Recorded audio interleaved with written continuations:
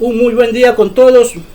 Vamos a empezar con las escrituras, con la palabra, con la enseñanza de Dios. Vamos a abrir nuestra Biblia en Juan 11:25.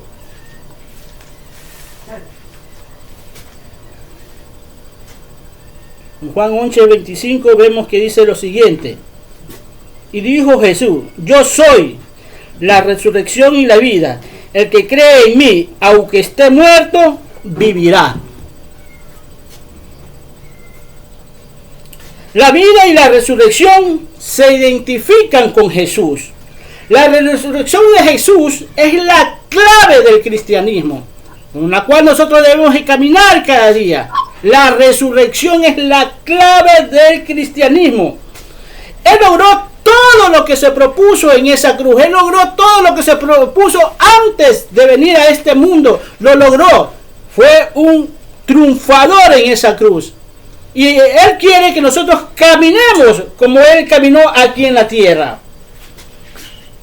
Y todo lo prometido Él lo cumplió. Su soberanía va más allá de la muerte.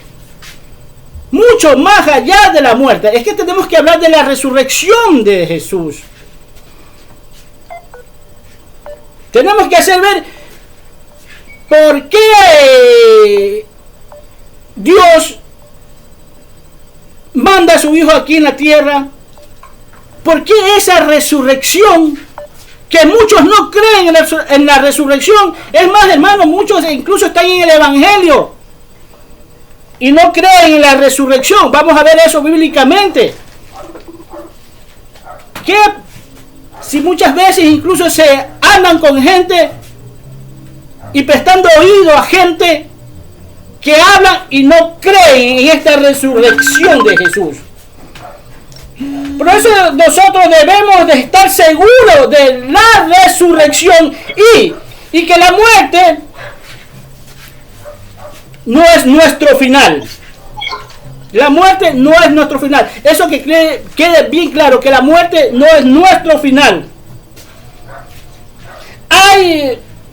Hay una vida futura que nos espera. El poder de la resurrección está a nuestra disposición para la vida de nuestro ser espiritual que está muerto. Porque así es, hermano. Nuestro ser espiritual está muerto. ¿Por qué? Porque el alma, cuando no estamos en los caminos de Jesús, el alma ha tomado control de nuestro cuerpo y nuestro espíritu. Hay muchas personas incluso que andan adorando a dioses ajenos porque hay una enseñanza con dirección equivocada, o andan en iglesias equivocadas, andan en religiones incluso. Y nuestro ser, cuando nosotros andamos y recibimos a Cristo, nosotros volvemos a la vida. Cuando andamos en obediencia, volvemos a la vida. Nuestro espíritu despierta porque está dormido. Así, la resurrección es la base del testimonio de la iglesia de Cristo.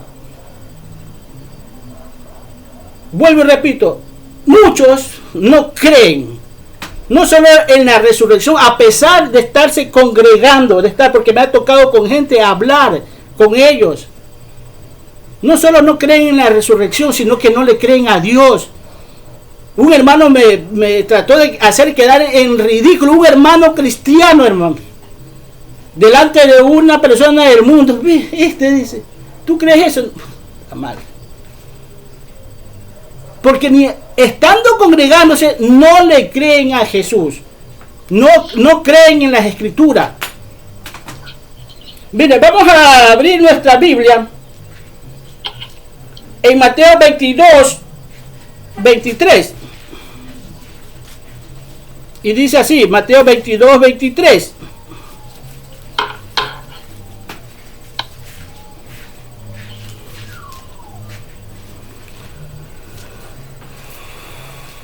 Dice así: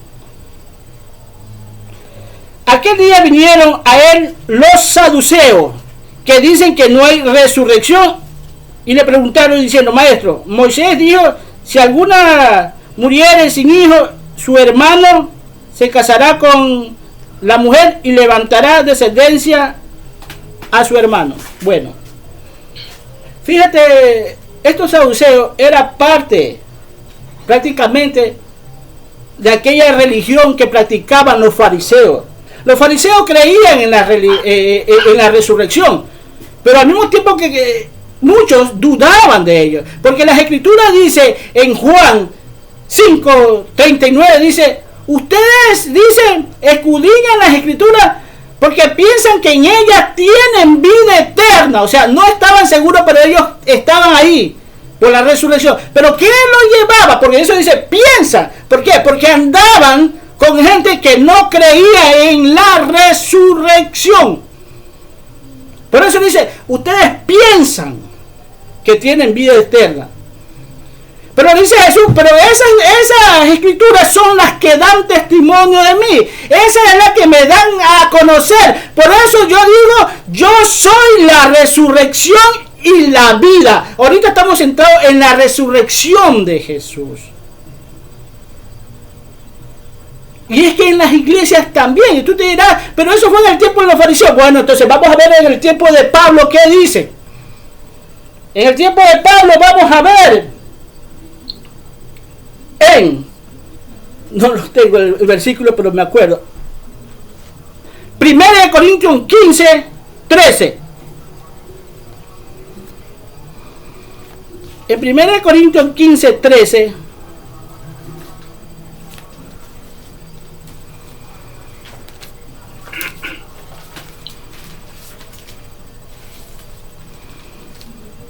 dice así, porque si no hay resurrección de muertos, tampoco Cristo resucitó. Cristo, el apóstol Pablo hablando a los corintios, y si Cristo no resucitó, vana es entonces nuestra predicación, vana también es nuestra fe. Es decir, como al principio empecé con esta lectura de las escrituras, donde dije que la clave de la iglesia es hablar de la resurrección de Jesús. Y fíjate, estamos hablando aquí de los corintios, que era la iglesia, que ellos no creían en la resurrección. Entonces la pregunta es, ¿qué hacían metido ahí? Si es la base del cristianismo, es la parte fundamental de llamarme cristiano.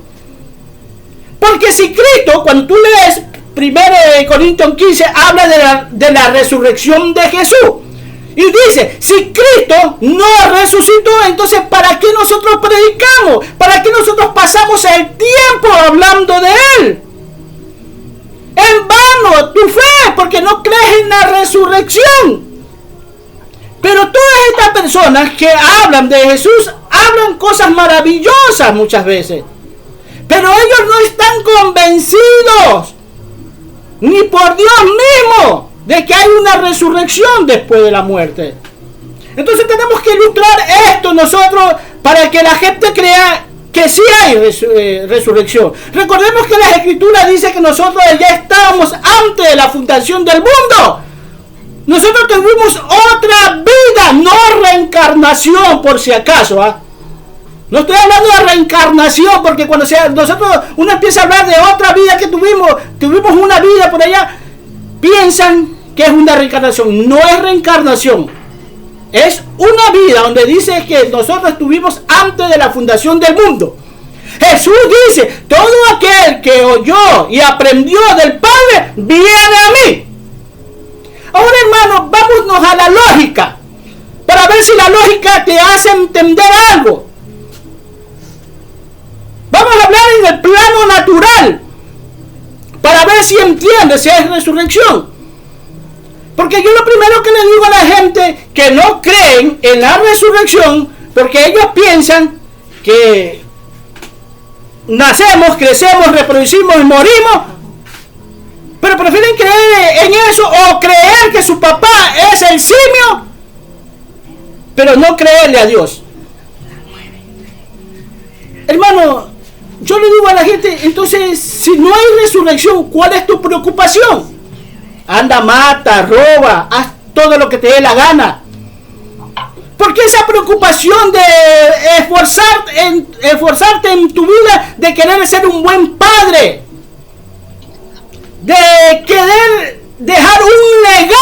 aquí en la tierra. Si no hay resurrección, ¿por qué te preocupas de dejar un buen estatus aquí en la tierra, donde a ti te recuerden? Porque si tú mueres, ya no tienes, tú dices que no hay vida, no hay nada después de la muerte. Entonces, ¿por qué? Hermano, esto es lógico, es cuestión de pensar, ¿por qué nosotros actuamos? Aún los famosos llamados ateos, dicen ellos no creer en Dios, pero llega un momento que dice, ni Dios quiera. En el tiempo antiguo, fíjate que las tribus, el pueblo antiguo, creía en la resurrección. Tal es el caso que muchos enterraban a sus muertos con todos sus bienes, porque creían en la resurrección. Los mayas aquí, los incas, todos ellos creían en la resurrección. Y no era un pueblo como ellos se hacen llamar hoy en día. Somos países del primer mundo. Nosotros somos gente civilizada, y aquellos que no eran civilizados, aquellos porque le llamaban indios salvajes, ellos creían en esa resurrección. ¿Por qué? Porque hay una enseñanza en el espíritu de ellos de que hay una resurrección. Y aún el ateo sabe que hay una resurrección porque su subconsciente le hace saber que hay una resurrección. Por eso, hermano, es lógico esto. Entonces, ¿por qué es cuestión de sentarnos un momento y decir, ¿por qué me preocupo tanto yo? Dejar un buen legado, de ser buen padre, de ser buena madre. Me preocupa mi papá, mi mamá, mis hermanos, mis hijos y todo el mundo me preocupa. ¿Por qué? Porque sabe a sí mismo que va a haber un juicio. Él sabe que va a haber un juicio. En su ignorancia aparente va a haber un juicio. Por eso es la preocupación de ellos. De dejar un legado, de dejar un buen estatus, de dejar un precedente de que ellos fueron buenas personas aquí en la tierra.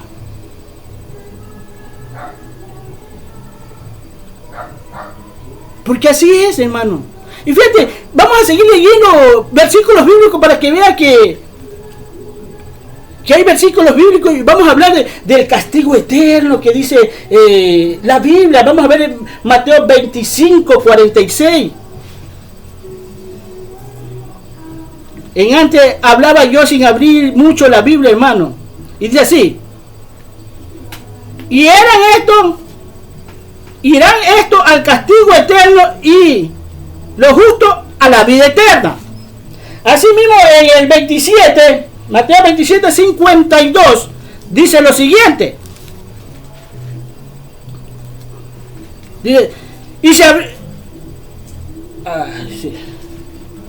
sí, para que crea que hay resurrección, dice, y se abrieron los sepulcros, y muchos cuerpos de santos que habían dormido se levantaron y salieron de los sepulcros después de la resurrección de él, y vinieron a la santa ciudad y aparecieron a muchos. Fíjate que después de la muerte de Jesús y él resucita, también resucitaron todos los santos. Y en el Antiguo Testamento tenemos algo donde Ezequiel 37, donde habla el valle de los huesos secos, donde es llevado Ezequiel y dice que lo lleva a un campo. El campo es este mundo, que por más que tú hables, nadie te escucha. Por más que tú hables y estés ahí presente, nadie te ve. Porque este es el campo que porque nadie quiere saber, es decir, nadie quiere saber del evangelio. Todos hacen oídos sordos a las predicaciones, a lo que Dios quiere. Dios preocupado manda a su hijo, no toman en cuenta ni eso, hermano. Entonces el valle de los huesos secos, donde Ezequiel se encuentra con esto y le dice el Señor, vivirán estos huesos. No te lo leo porque nos demoramos más, hermano. No te lo leo porque nos demoramos más, vuelvo y te repito. Pero ahí está el campo, donde he visto esta película que son similares a esta, donde aparece un campo y donde los muertos, los huesos secos, se empiezan a levantar y comienzan a tomar forma, con tendones, con carne, se empiezan a rellenar. ¿Por qué? Porque hay una enseñanza, hermano. Hay una enseñanza no solo en la Biblia, sino en el espíritu de ellos, que nosotros vamos a ser levantados de entre los muertos, vamos a tener resurrección. Cuando vino Cristo también, Él resucitó a muchas personas. El apóstol Juan dice que Jesús hizo tanto, pero tantos milagros, que todos los libros del mundo no alcanzarían para escribir todo lo que hizo Jesús en 3 años y medio de ministerio que estuvo aquí en la tierra.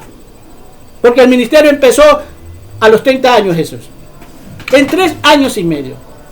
Y ahí tú lo tienes a Lázaro, a la hija de la viuda de Naín, aquella niña que la despierta también, y así. A muchos despertó. En el Antiguo Testamento lo vemos también a Elías, como levanta a un niñito que estaba muerto. Entonces hay una resurrección, hermano. Porque al fin y al cabo este cuerpo, polvo es y al polvo volverá. Pero va a quedar la esencia de este ser, que es el espíritu y el alma, que más que todo el alma es que va a dar cuentas a Dios de lo que nosotros tenemos. Fíjate que hay una vida eterna con Dios, de gozo, de alegría, de tranquilidad, de paz, de amor, y una vida eterna de castigo eterno, que la Biblia también nos habla, hermano, de este castigo eterno que un día va a tener la gente. Un castigo eterno que habla las escrituras. No lo hablo yo, la habla las escrituras. Fíjate, en Juan 5:39, en Juan 5:29 también hay otro versículo bíblico. Es cuestión de que yo no quiero hablar por mi propia cuenta, porque yo le creo a Dios, hermano. Yo le creo a Dios. Dice en Juan 29, dice así: y los que hicieron lo bueno saldrán a resurrección de vida, más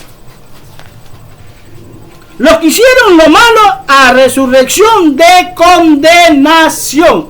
¿Por qué? Porque nosotros fuimos hechos para tener vida eterna. Es decir, nosotros no vamos a, ya sea que te portes mal o bien, tú no vas a desaparecer así nomás. Porque fuimos creados para vida eterna. Y el hombre en su ignorancia lo sabe, imagínate. Y ellos se preocupan muchas veces de hacer buenas cosas, de portarse bien, porque la enseñanza está en ellos. Tal vez hagan las cosas como le dan la gana, pero ellos saben que hay una resurrección después de la muerte. Así que nosotros debemos tomar en cuenta qué es lo que quiere Dios efectivamente con nosotros, cómo debemos de caminar y creerle a Dios. Si te estás congregando, tienes que creerle a Dios. Porque entonces, ¿por qué estás ahí? ¿Por qué te portas bien? ¿Por qué sufres con la injusticia de los demás? Porque así hay mucha gente así mismo de corazón duro, donde su espíritu y su alma son trastocados por el enemigo.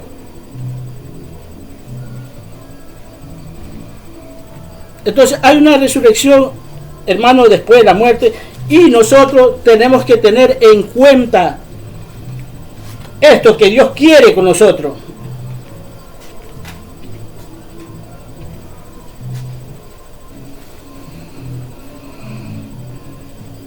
Debemos de saber que nuestra muerte no es nuestro final, y tienen que enfrascarse en las cosas de Dios, y tienen que saber que hay un juicio de Dios, un juicio para bien y un juicio para los malos que se van a portar, ¿sí? El juicio del trono blanco van a ir todos aquellos que más que todos nunca recibieron a Cristo, y nosotros como cristianos vamos a tener un juicio con Cristo en cambio. Entonces todos vamos a ser juzgados. En estos momentos estamos siendo juzgados por el Espíritu Santo de Dios, que nos está haciendo ver en las condiciones en que nos encontramos nosotros delante de Dios. El Espíritu Santo juzga a través de la palabra o de las enseñanzas que hace a través de su ministro. Es un juicio. Pero no todo juicio tú sabes perfectamente que es para mal. Porque así tomamos los juicios nosotros. Es que va a haber un juicio. No, hay juicios que hay para bien. Donde absuelven a muchas personas de lo que hicieron. Lo malo que hicieron. O le hacen ver lo inocente que es esta persona. La soberanía de Jesús es aún más allá de la muerte.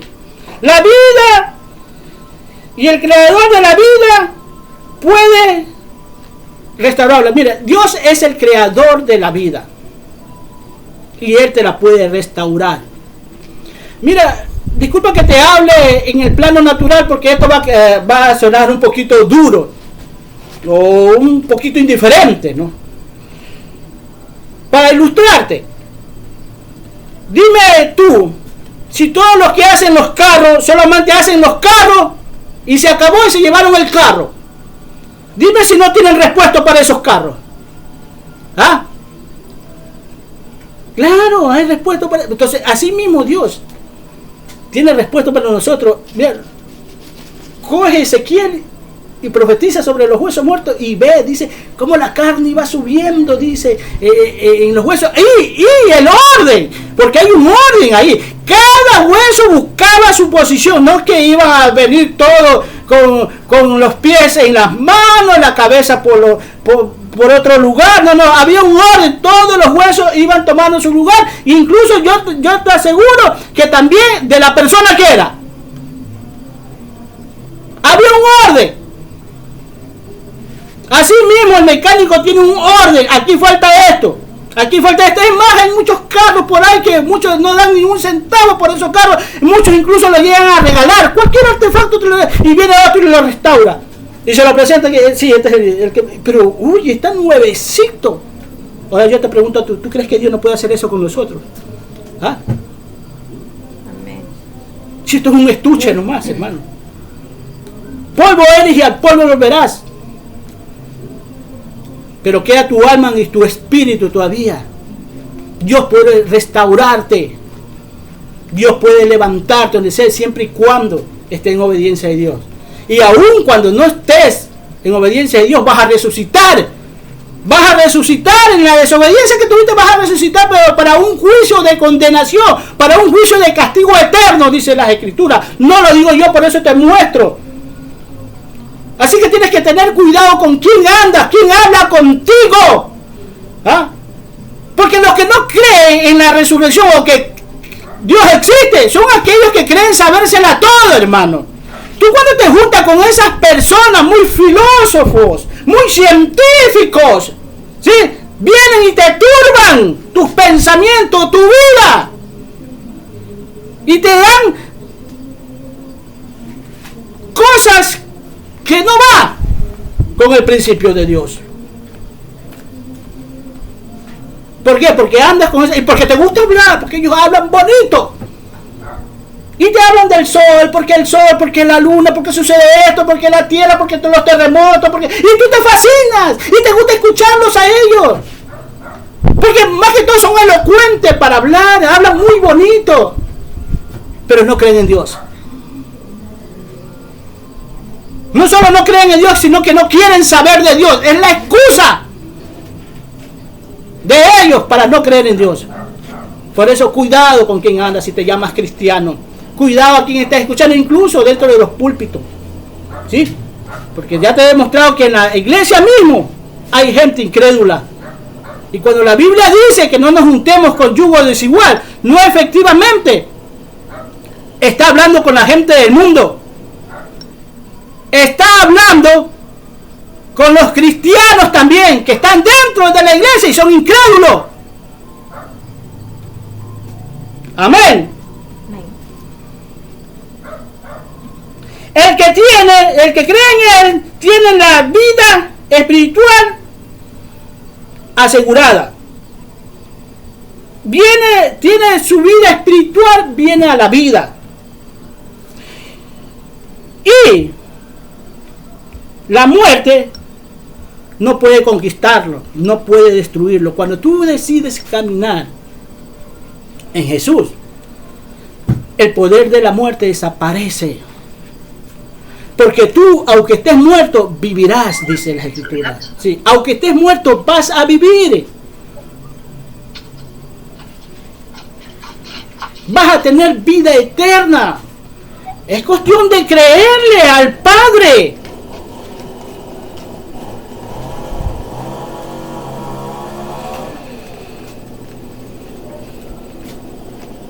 Esto es cuando nos damos cuenta de su poder y su regalo de salvación que Él nos ha dado a nosotros. Pero ¿por qué digo esto? Porque muchos no se han dado cuenta ni de su poder ni de su regalo de salvación que Él nos ha dado. No se han dado cuenta, hermano. Te he ilustrado de cómo creer en la resurrección. Ahora es cuestión tuya. Te lo he puesto en el plano natural para los que lo creas en lo espiritual.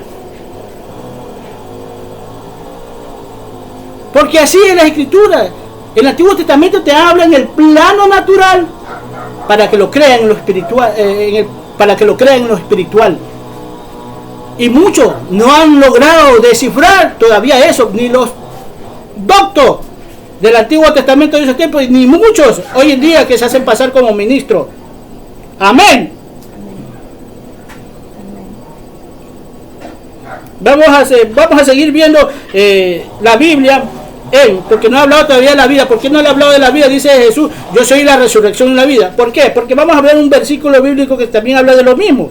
Dice Juan, un versículo muy conocido, 14:6.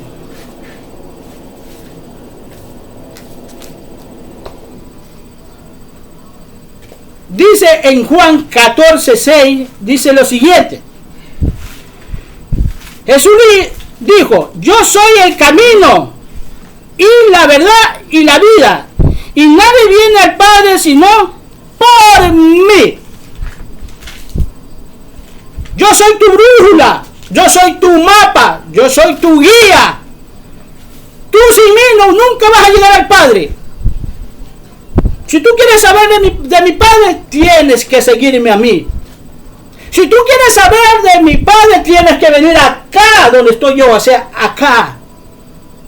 De pasar de una simple persona natural a que camines en el plano espiritual y creyéndole a Dios. Y aparece otra vez el gran yo soy. Aparece el invariable, el que no cambia. Yo soy el camino, la verdad y la vida. Y solo llegamos a Jesús, a Dios es por medio de Jesús. Porque Él es Dios. Y cuando tú estás con Él, haces como un matrimonio, un 2 en 1. Un 2 en 1 que nadie dice este está bien o este está mal. Porque son parecidos, caminan igual. Hacen pareja. Mira, hermano, en esta semana, el día lunes, creo que vi una parejita de enamorados, muy jóvenes los chicos, y caminaban, y pararon. Y de repente pararon y iban caminando, y no había poca gente, y había poca. ¿Y por qué para? Y pararon y pusieron los pasos iguales. Como que iban en una marcha, como las marchas de los desfiles. Y empezaron a caminar iguales, los dos pies igualitos, igualitos caminaban, hermano, los dos daban al paso al mismo tiempo. Fíjate, entonces, y tú no alcanzas a ver, a veces cuando estás en un perfil no alcanzas a ver al pie del otro, porque caminan iguales. Así mismo en los desfiles, cuando tú te vas, todos hacen las cosas iguales. Entonces, cuando tú vienes a Jesús, eres 2 en 1. ¿Por qué? Porque Dios quiere tu aprobación también. Cuando tú lo haces, Él quiere tu aprobación. Porque Él no te va a obligar. Él es un caballero, a pesar de tú haberlo aceptado como tu Salvador. Él no te obliga. porque es un caballero. Y es que no debemos de ser obligados nosotros a caminar, porque es para el bienestar de nosotros, hermano. Es para el bien de nosotros. Por eso cuando viene a Jesús, eres 2 en 1. Y ese 1 tiene que parecerse a Cristo. Porque no vas a ser el 2 en 1. Y que Cristo, que tú quieras que Cristo se parezca a ti. No, eres tú. Pablo dice,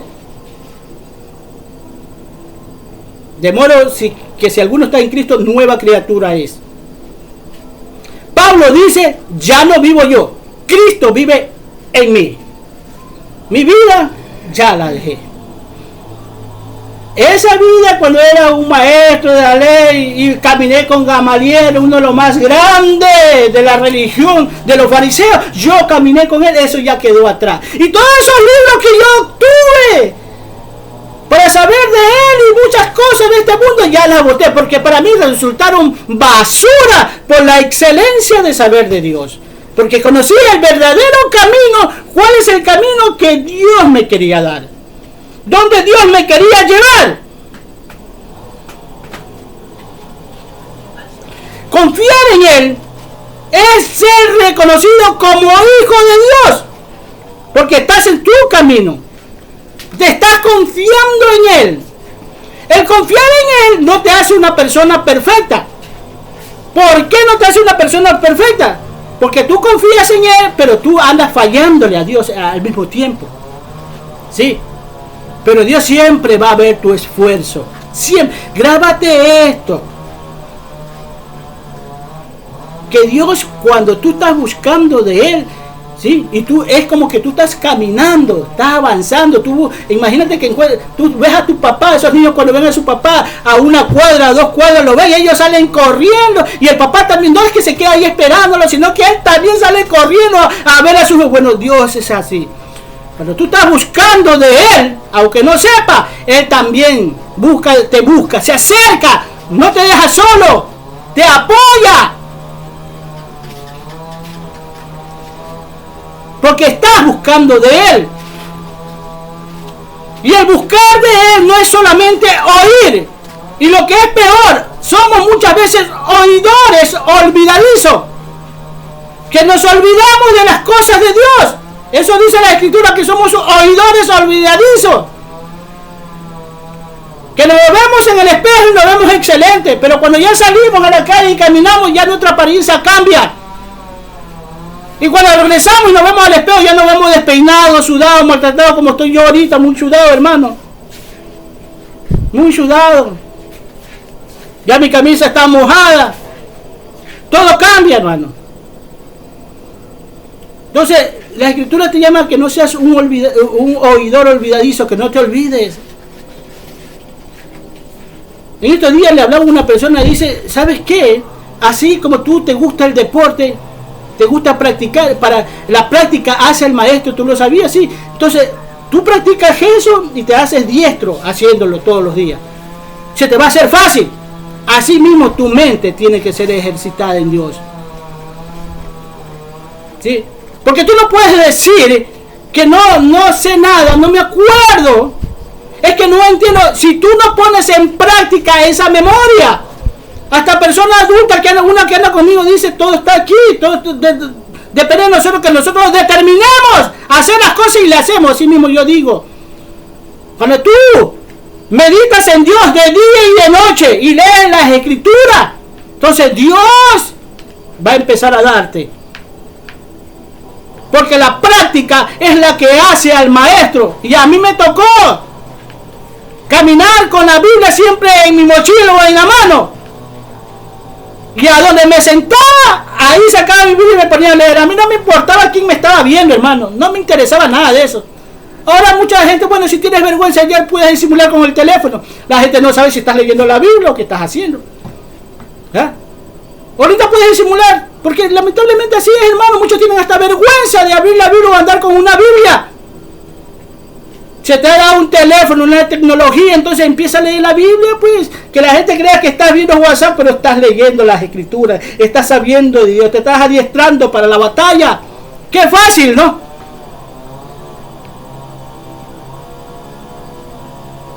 Es la manera de aprovechar la tecnología y la ciencia de este mundo, ¿sí? Y lo que no vale, desecharlo, hermano. Hay que desecharlo, hay que sacarlo de nuestra vida, hay que desarraigar de nuestra vida. Pero lamentablemente hoy en día, hasta los niños, para entretenerlos, le dan un teléfono, hermano. Fíjate cómo es. Y quítale el teléfono a ese niño. A ver si no te es un berrinche de esos que te dan dolores de cabeza, hermano. Y es que no puede andar sin el teléfono. Y el teléfono, se puso a llorar. Dame el teléfono. Toma el teléfono, para que se calme la anestesia, porque le empieza a doler todo si le quitas el teléfono a ese niño. Para eso tienes que tener hasta cuidado de eso. Tienes que estar pendiente de qué es lo que están viendo en el WhatsApp, en el teléfono, en el Facebook. No es cuestión de que tú le das algo a tu hijo y ya está. No es que está tranquilo así, pero se está perturbando la mente. Su mente está caminando para otro lado. Aquel hijo excelente que tú tenías, que era maravilloso, le diste un teléfono. Y quién sabe en qué cosas nomás se está metiendo. ¿Sí? Porque la tecnología no es que sea muchas veces mala. Los malos somos nosotros. Y malos son los padres incluso que le dan un teléfono a sus hijos. Menores de edad, de 5 años, de 3. Mi hijo sí, tuvo ahí una tablet de un niño, pero estábamos pendientes. ¿Qué estás viendo? ¿Qué haces ahí? Enséñame. Pero muchos no, los dejan nomás. Los dejan como barcos así, que anden nomás. Sin brújula, sin mapa, sin nada. El camino de Jesús no es angosto, hermano. Es lo suficientemente amplio para aquel que desea hacer su voluntad. Cuando tú decides hacer la voluntad de Dios, ese camino va a ser bien amplio, hermano. Pero cuando tú no quieres hacer la voluntad, tú lo ves estrecho. Tú lo ves muy angosto. Es que no entiendo. ¿Y cómo lo hago? ¿Cómo sé que está diciendo la verdad ahí? Lee la Biblia, pues. En tu corazón medita en Dios.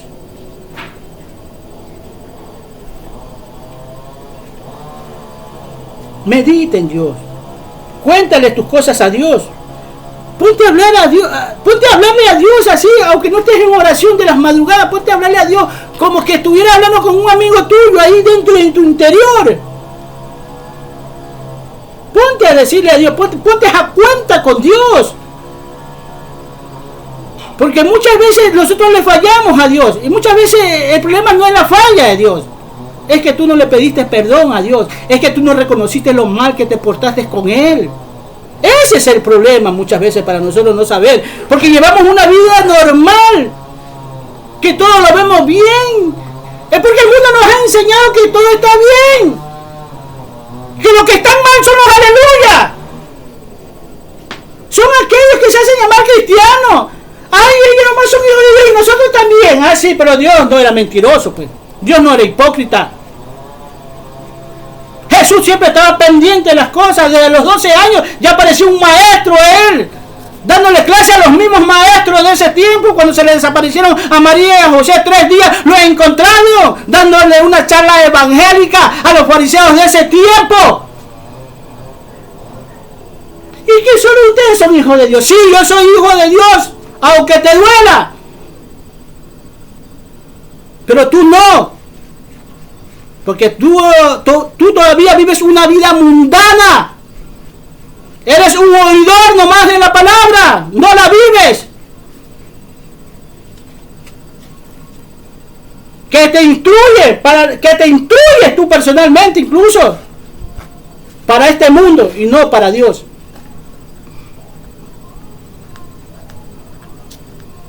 El camino es amplio.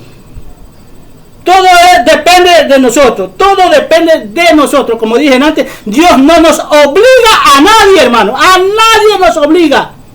Porque es un caballero. Cuidado. Como muchos están caminando como les da la gana, porque están haciendo milagros, están haciendo muchos prodigios, son elocuentes con la palabra. Ellos piensan que están bien. Hasta en eso, preocúpate a quién escuchas. Cuando tú estás con Dios, en el camino de Dios, tienes que estar con la mente bien firme en las cosas de Dios. Firme para que no seas engañado. Recuerda que la Escritura dice, mas nosotros tenemos, así dice el apóstol Pablo, mas nosotros tenemos la mente de Cristo. Y esa mente tiene que estar firme en ese camino, sin mirar ni a derecha ni a la izquierda, ni para retroceder, sino saber que está allá al frente.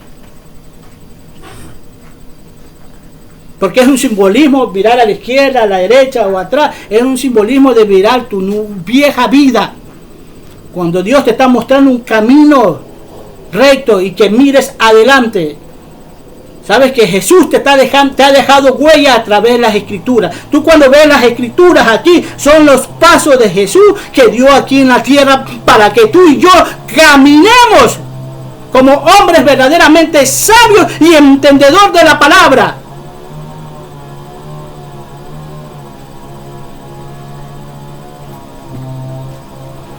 Así es. Vamos a ver incluso la verdad de Jesús.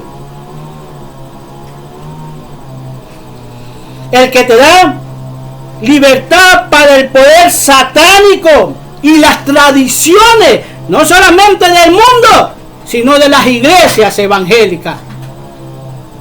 Porque muchas veces estamos atados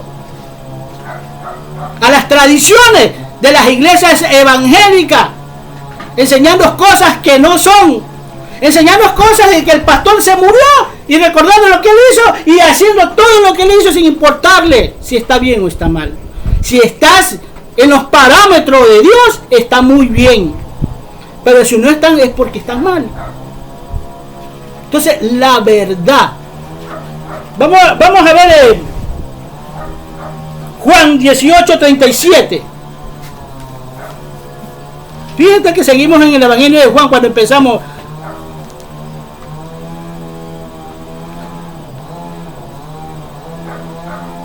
Dice aquí. Le dijo entonces Pilato: ¿eres tú rey?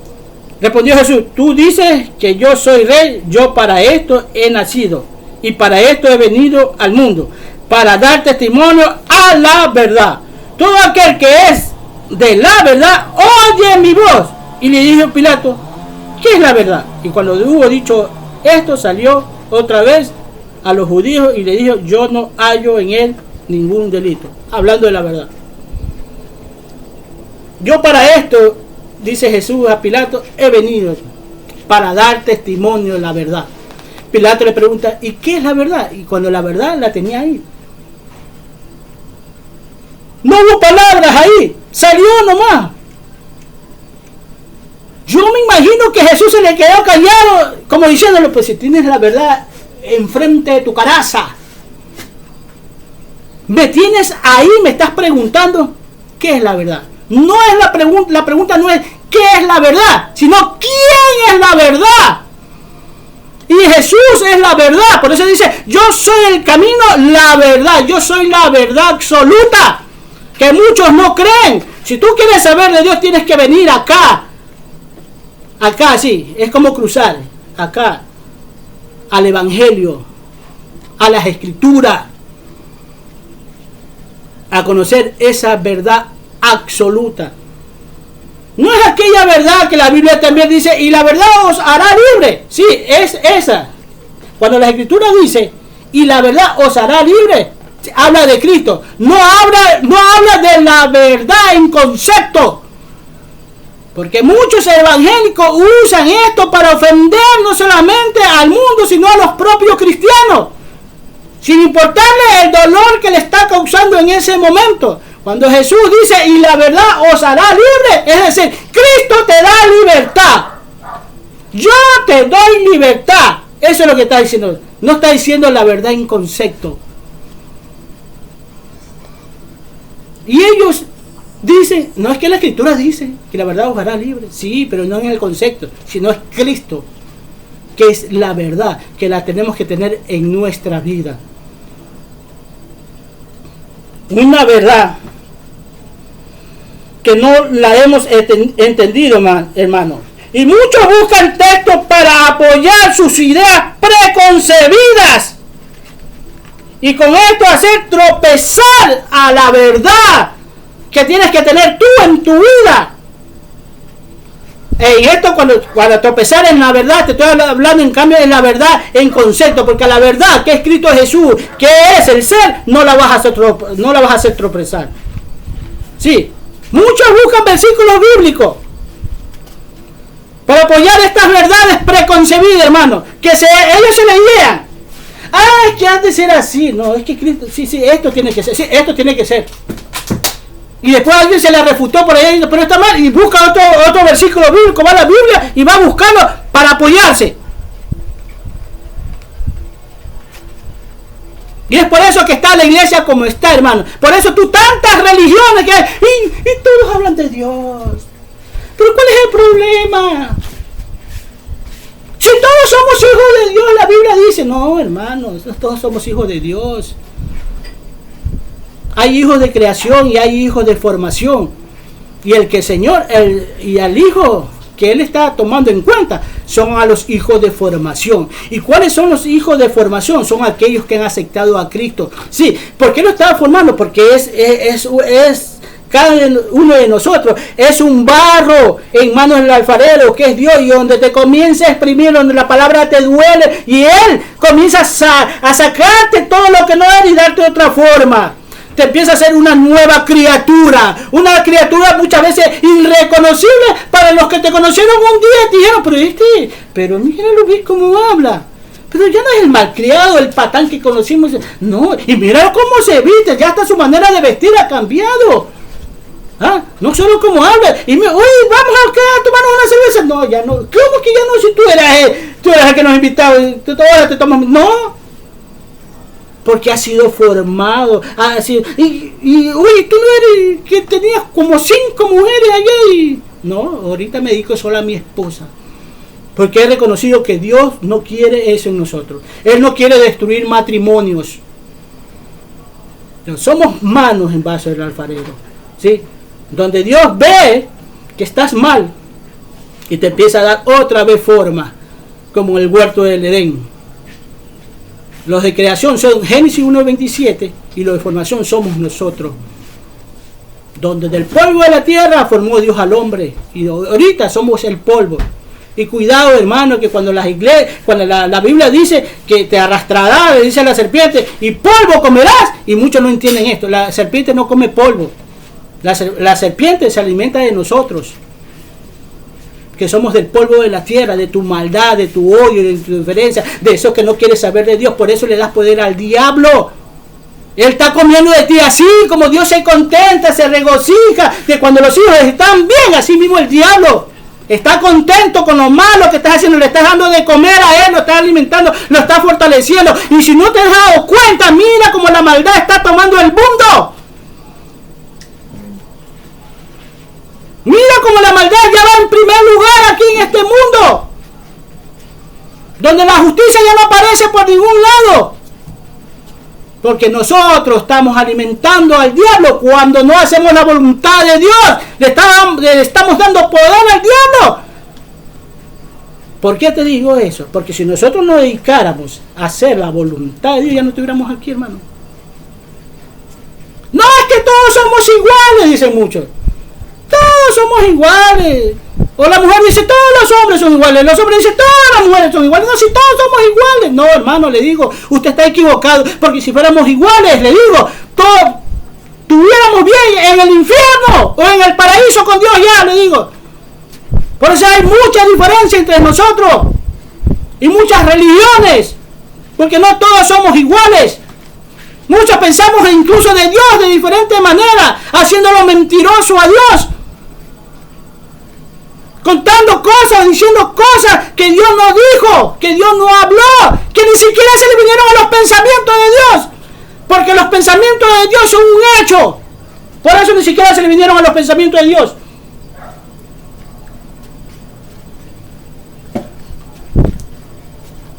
Sí, ni siquiera. ¿Tú crees que a Dios se le va a venir a los pensamientos que adores a la Virgen María, que adores al Santo, que adores al que está allá? ¿Ah? ¿Tú crees que los pensamientos de Dios se vinieron que después de tu muerte va a haber como un lavado de tu alma? Allá en el purgatorio van a lavar tu alma. ¿Tú crees que a los pensamientos, ni a los pensamientos de Dios entraron eso, hermano?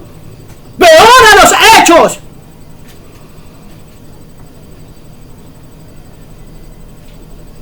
Y es la verdad. Todos dicen, tenemos la verdad. Y quieren que respeten su verdad. Su verdad. Pero yo te estoy hablando de la verdad absoluta. La verdad verdadera. Y la verdad absoluta sí existe. Y es Cristo Jesús. Amén.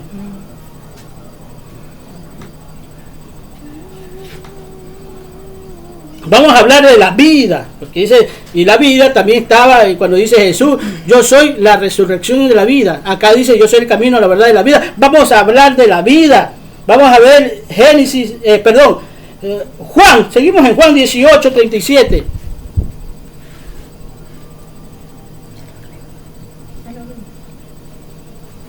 Sí, no, entonces anoté mal. ¿Y ahora qué hago? Ya. Juan 5:29 ya vimos, ¿no? ¿Ah? 5:29.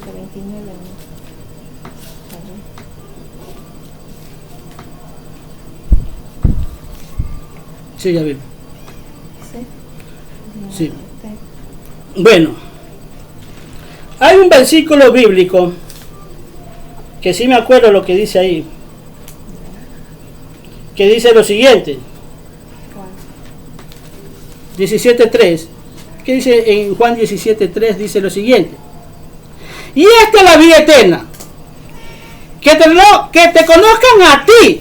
Fíjate. Al único Dios verdadero. Porque los demás no son. Al único Dios verdadero. Y a Jesucristo, a quien has enviado. Mira, esa es la vida eterna, que conozcas al Dios verdadero y a cual Él mandó, que es Jesucristo, que lo conozcas a Él. Mucho esta palabra la enfocan en conocerlo físicamente, pero la Escritura dice que nadie ha visto a Dios. Cuando la Escritura está hablando que conozcan, es la actitud, el proceder, quién es Él y cómo lo hace Él. No está hablando físicamente, porque al fin y al cabo ni a Jesucristo lo conocen físicamente nadie, porque muchos dan diferentes testimonios de Cristo en el sentido de físico. Lo ponen ahí en la cruz o en las películas, lo ponen, más que todo hace años, en mis tiempos. Si no salía un Jesús con un pelo rubio y largo y ojos azules y su cara bien parecida, Él no era Jesús. Entonces te presentaban a este Jesús así. Con el tiempo ha ido pasando y ya tú ves unos Jesús con rasgos de hindúos. Porque al fin y al cabo el físico de Cristo nunca se lo conoció, pero sí tiene que haber tenido un parecido de los israelitas actuales, de lo que es actual. Fíjate, hasta le ponen con el pelo largo. Las Escrituras nos hace ver que ellos andaban con el pelo corto. Es porque era nazareno, sí, pero andaba con el pelo corto. ¿Por qué? Porque cuando Judas lo va a entregar, los fariseos, los que lo iban a capturar a Jesús, no lo conocían. Por eso le dice Judas, al que yo diera el beso, ese es. ¿Por qué? Porque todos tenían un parecido físico. Sí. Nadie era diferente. Tal vez, mira, ahí está el ojo azul. Es que ese ojo azul, el cabello largo, ese no. Judas le dio y se le acercó. Por eso le dice eso. Con un beso, amigo, dice, con un beso entregas a tu amigo. ¿Ah? Entonces, ¿quién era? Ni el físico de Jesús lo conocieron. Pero lo ponen ahí con azul. Y por eso, hermano, llega hasta el racismo. Que piensa que la raza blanca es la mejor de lo mejor. Que es lo máximo, solo por tener ojos azules y la piel muy blanca, es lo mejor. Porque Jesús era blanco, pero no se da cuenta que la descendencia de Jesús, tú ves en la Biblia, eran hasta de negros, hasta de prostitutas. Lee el Antiguo Testamento y vas a ver cuáles fueron los abuelos de David. Abraham mismo. Después tuvo una mujer negra. Moisés, igualmente. ¿Por qué? Porque para ellos no había prioridad en el color. Porque hay la prioridad en el color que todo el mundo, hermano. Ya me fui por el racismo, por eso no me gusta hablar de esto, hermano. Porque todo el mundo quiere ser rubio, hermano. Cuando yo veo a alguien que se está pintando el pelo, es un racista. Y ahora hasta los hombres se pintan el pelo. Es un racista, hermano, no se conforma con su color. Es un acomplejado. Ya. No es que todo, si no es racista, es un acomplejado. Pero algo negativo hay en él o ella.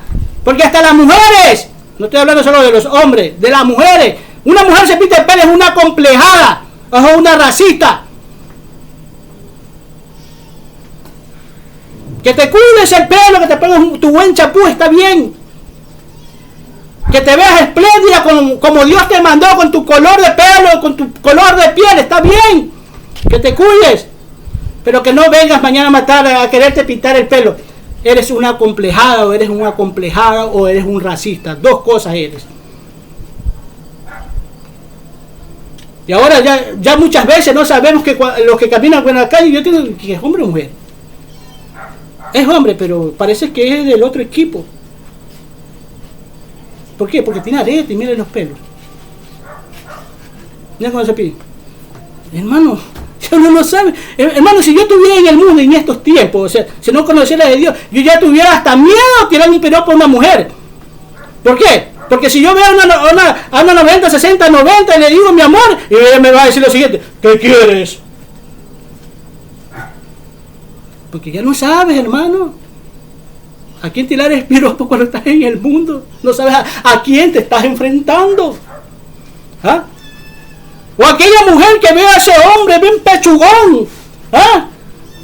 Con sus pectorales bien brotados, su camisita apretada, y ella te quiere bien, y él que te diga: ¿y qué quieres?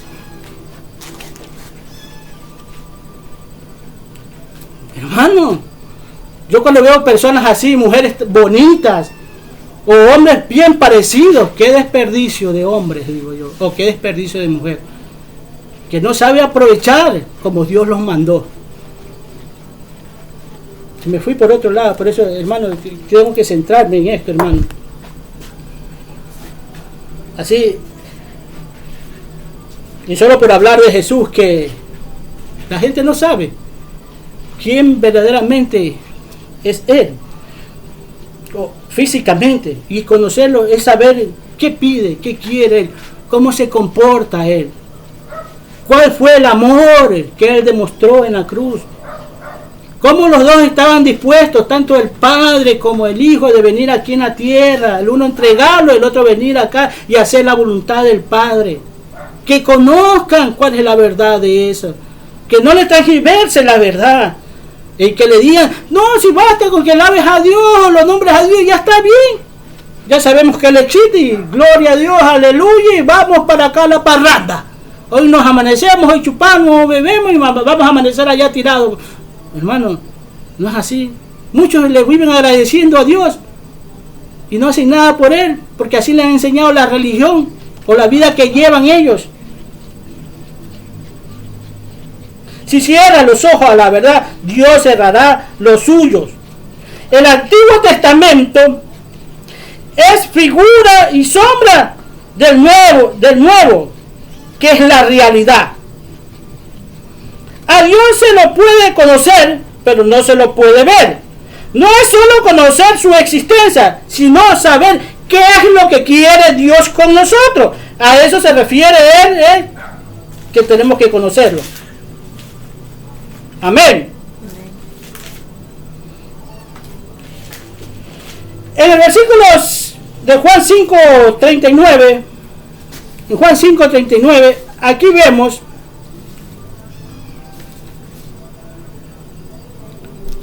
donde dice así, dice: escudriñad las escrituras porque a vosotros os parece que en ellas tenéis vida eterna, y ellas son las que dan testimonio de mí.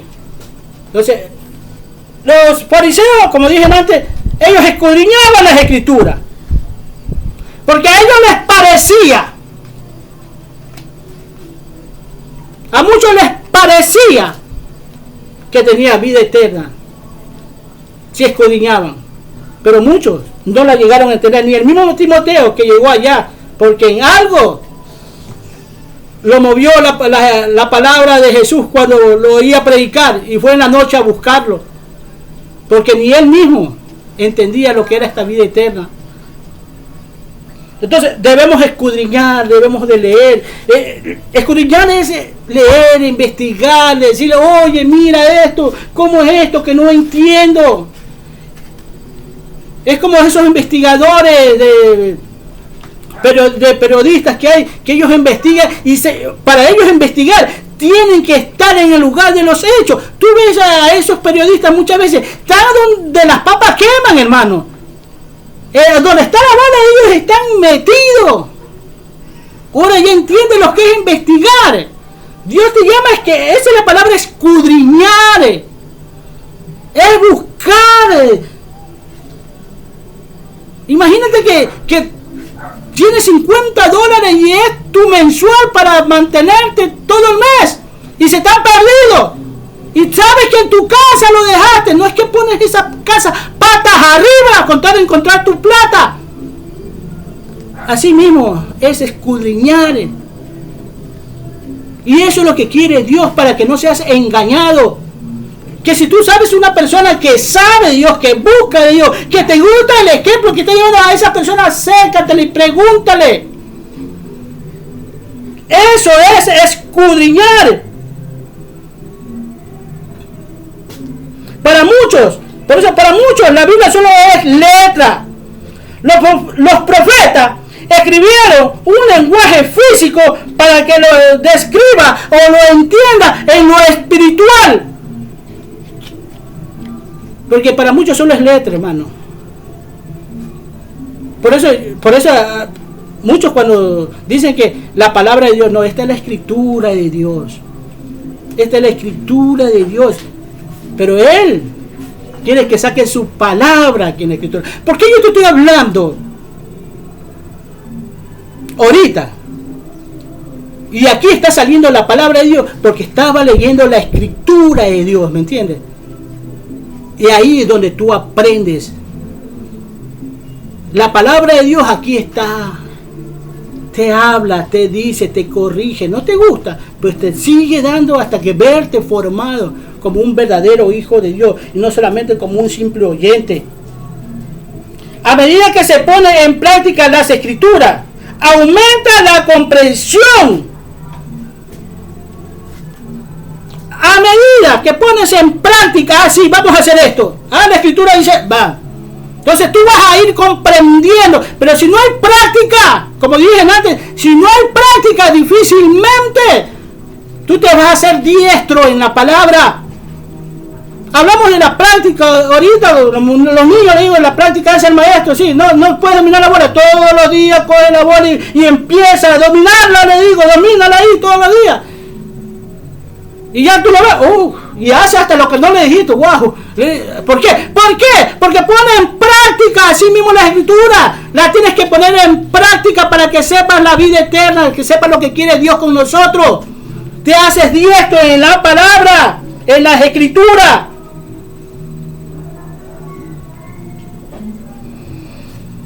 Ahora, miren, el camino te saca a la oscuridad. Estamos hablando del camino, la verdad y la vida.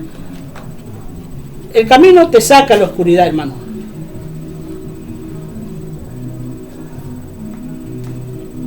La verdad te da entendimiento.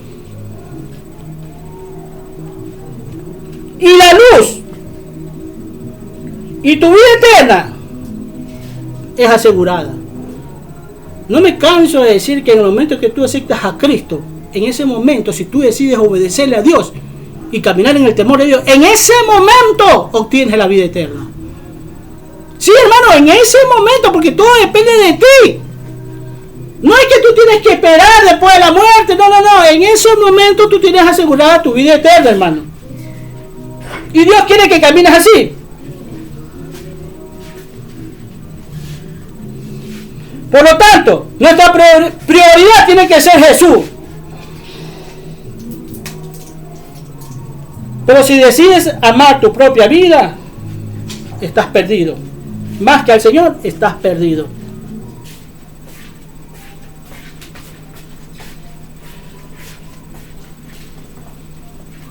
Y perderás tu vida que tanto te gusta, porque decidiste amar más tu propia vida que la vida de Jesús en la tuya. Y la vas a perder. Y te vas a y un día te puedes levantar en el juicio de condenación, en la cual muchas veces te vas a preguntar ¿por qué? Si yo me congregaba, ¿por qué? Porque fuiste engañado. Las Escrituras dicen, no lo digo yo, que hasta los escogidos serán engañados. Porque primeramente hace el llamado. En ese llamado hay escogidos. Y fíjate, y a pesar del llamado y el escogido, a los escogidos van a engañar. Por eso aquí hay que estar atentos, con los ojos bien abiertos. Y esto no significa de que nosotros vamos a malograr nuestra vida o provocando nuestra vida a que sea maltratada. No. La cuestión es que si tienes que hablar de Dios, aunque te cueste, tienes que dar testimonio de Jesús, aunque te cueste la vida, dala. Pero si tú la das por la tuya misma, esto tampoco es de ir a provocar a la gente que no le gusta hablar de Dios y decirle yo, no, eso tampoco es así. Por eso no debemos ser imprudentes incluso cuando hablamos de Dios.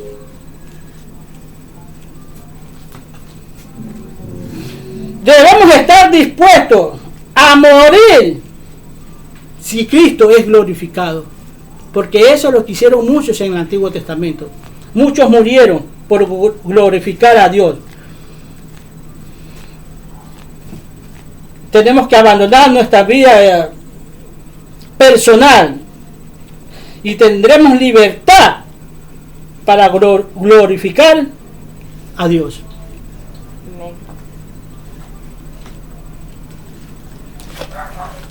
Aquí que nos quedamos aquí porque el tiempo ha pasado, hermano, bastante. Uno no se da cuenta, aunque tú te parezca mentira. Para mí parece que yo he hablado unos 5 minutos nomás, pero ya llevamos 1 hora aquí. Pon en práctica esto, hermano, porque las cosas son serias. Y no te jactes de ser joven, porque nuestra vida es incierta. Padre, te damos gracias, Señor, en este día. Te alabo, te adoro, te glorifico y te exalto, Señor. Guárdanos, Señor, todos estos días, Señor. Esta semana que viene, Señor. Bendice a cada una de esta gente que va a trabajar, Señor. Dale fuerza, Señor. Ayúdalos en su trabajo. Muchos de ellos, Señor, son nuevos, Padre. Jóvenes especialmente, que no han tenido experiencia, Señor. Dale la agilidad suficiente, más que todo, Señor, si son de tu redil, Padre, son siervos tuyos, Señor, que tienen esa fuerte de ingreso, Padre. Ayúdales a salir adelante a los jóvenes, Señor. Dales el tiempo, Señor, para que se entretengan, Señor, con tu palabra. Entretenerse no quiere decir hacer lo que da la gana, sino hacer tu voluntad, Señor. Porque cuando estamos en tu voluntad, Señor, tu palabra, Señor, llega a ser muchas veces un aliciente para nuestra vida, porque entendemos las Escrituras, Padre. Bendícenos, Señor, en este día, Señor. Bendice a nuestros hijos, Señor, a nuestros hermanos, a nuestros amigos. El lugar en que vayamos, Señor, que seamos una fuente de bendición para ellos, Señor. Tal vez no tengamos mucho de nosotros, Señor, para darle, Señor, económicamente lo que necesita, Señor. Pero sabemos que tu palabra, Señor, también es un pan, Señor. Es un aliciente para la vida de los demás, Señor. Ayúdanos a continuar como ejemplo, Señor, a seguir, Señor, en el camino de justicia, de verdad, Señor. Te lo pido, Padre, en nombre de Cristo Jesús. Gracias te doy, Padre. Amén, amén y amén.